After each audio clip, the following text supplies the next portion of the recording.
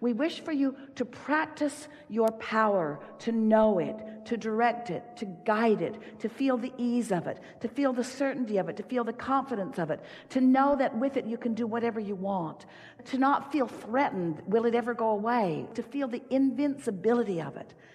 You come to that place of knowing that by playing with it until soon you are not overextended. You discover you can never overreach, because you have the energy that creates worlds flowing to you and through you. But you got to figure out how to manage it. And the way you do that is by managing it. The way you do that is by flowing with an idea and feeling when you're tuned into it and feeling when you're not. And notice the results that you're getting. Watch the way others respond to you. Watch what you're doing. Watch what you're doing. Feel what you're doing. Practice what you're doing. And do it better until you're in control of your creative prowess. Esther knew as soon as she got behind the wheel of that car, she needed to figure it out. So she went around a curve, and the curve said 45 miles an hour, and Esther said, okay. So she went 45 and thought, that was easy. So she looped around. It was only a mile down the road and back. She looped around, took the same off-ramp again at 55, and said, that was fun too. She went down and took the mile and came back and took the same curve at 65, and then at 75, and then at 85. Because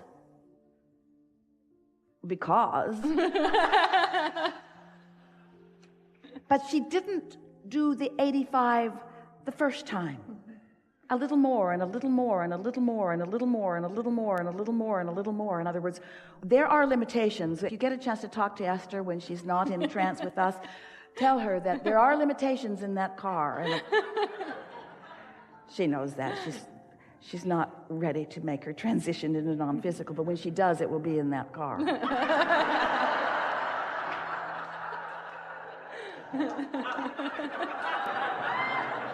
You're all glad that there's only one seat there, aren't you, next to her? And it has a suitcase in it. Yeah.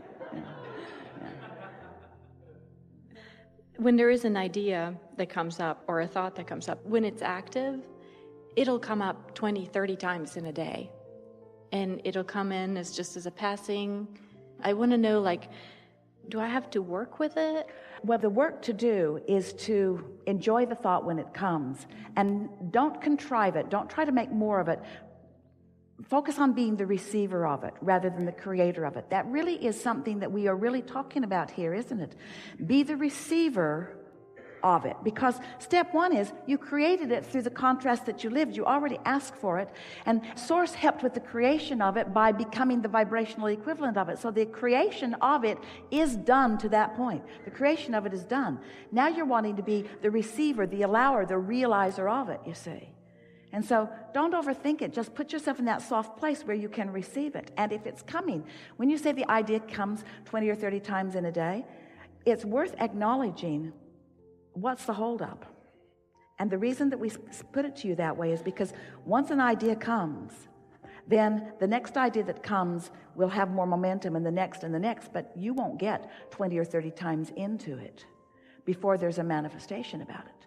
So if the manifestations beyond the thoughts and the emotions seem to be holding themselves off, what it always means is you've got more wobble in there than you're acknowledging. Here's the way it is. So you're wobble free to this point, and the thought comes, ooh, this is really, really good. The thought comes, we're just going to savor it for just a little while. The thought comes, occurs, manifests to the degree that your wobblelessness allows it. So let's say that you're wobble free to here. You haven't stayed wobble-free all the way to here, so the momentum hasn't really taken you into that high-flying place. But you're wobble-free to here. So the idea comes to there, but that's as far as you go. So the idea comes to there, but that's as far as you go. Are you with us on this? So the idea comes to there, but that's as far as you go, because you've been introducing enough wobble that the momentum doesn't take you to here and to here and to here and to here. See, once you get on this track, this is what we want you to hear. In the wobble-free understanding and application, you can move from an idea all the way to manifestation. Instant manifestation is something that is livable, it's doable, it is achievable. If you can conceive of something that you want, you can realize it completely, and are to the degree that your wobble freeness is allowing it. So a good way to say it, if somebody says, how's that coming along? Pretty good, but clearly I've got a wobble in there, up the trail a little bit. I'm good to this point, and I'm good to this point. Must be good to this point, because that's where I keep thinking about. It keeps coming here, here, here, here, here, here. But it's got to move to the next level. Everything has to move to the next level, or it's not working in the way that it is intended. Nothing stands still in this dynamic universe. Nothing stands still. So you are moving toward or away from what you really want. This is really worth talking about, isn't it? So what about, wouldn't it be nice if, isn't it nice that it is exactly as we are about to speak it to you? So here you are. You're on the leading edge of all of this. You're wobble-free because you want to be. You're wobble-free because you like it that way. You're wobble-free because you practice it that way. You're wobble-free because you care more about how you feel than anything else. You're wobble-free because you practice it. You're wobble-free because it feels good. You're wobble-free because you'd rather feel good than not feel good. You're wobble-free because you've been there. You're wobble-free because you believe you can be wobble-free. You're wobble-free because you like it, and there you are in this leading edge of wobble-free thought. And then a new idea comes, and you wobble just a little bit. What are you going to do about it? You're going to deal with the wobble right now at the first inception of the first wobble? We would. So that what begins to happen is the ideas just keep coming and coming and coming and coming. You will never stagnate, and the new ideas will never cease to come. So first there is the thought. Start again. First there is the vibration. Start again. First there is the emotion. Start again. First there is right here where I stand, and it doesn't matter what you call it. First there is right here where I stand, and it doesn't matter what I call it. Here I am, offering a thought, yeah, I call it a thought. Offering a vibration, yeah, I call it a vibration. Offering emotion, yeah, let's hone in on the emotion. Here I am feeling this.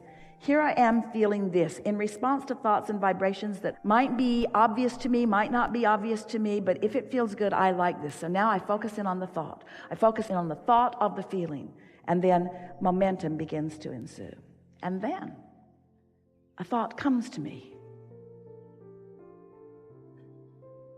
So Abraham, are you saying, for the first time ever in all of the universe, visiting with physical friends, that at the point that you call it a thought, it is a vibration that has been realized? Yes.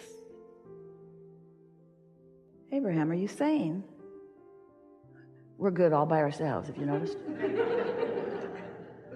Are you saying an emotion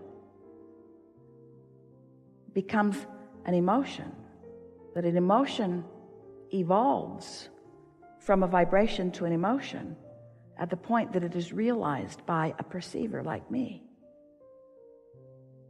Are you saying that vibration is all around, and that we are translating vibration into meaningful, tactile things that we are calling thoughts and emotions, but they are all vibrations that we are receiving because our point of attraction has put us in the place of calling them in? Ooh, don't you love knowing this? So where does this put you? What does it make you think? We chose you deliberately because we know that you can dialogue about this. What does it make you think about?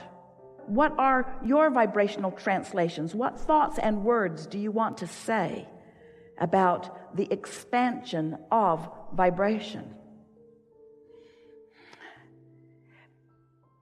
Isn't that where it's all at? Do you really want to explore the planet and learn all the facts and all the dates and all the history and all the places and get all the names? Is that really what you want to be thinking about? Or do you want to be a perceptual transmitter and receiver, and you want to acknowledge the power of vibration. And if you've decided that you want to acknowledge and harness and flow this powerful vibration, which the entire universe is built upon, can you acknowledge that you can be a transmitter or a receiver of vibration? You are a transmitter or a receiver of vibration. Which matters most? Your reception or your transmission? It's a trick question. Be careful. They are equally powerful and important, because in co-creation, if a vibration vibrates in the forest and there's no one there to hear it, did it really vibrate? So, if there are thoughts that are transmissions, and if there are thoughts that you are receiving, and they are all important to the mix, then here's the question that we really want to ask you, and we know that you're ready to answer it. Which matters most in the transmission and the receiving of thoughts? The thought itself, or the alignment with the desire and source? Do you ever want to think a thought again just for the sake of thinking the thought? Do you want to have conversations about facts, or do you first want to assess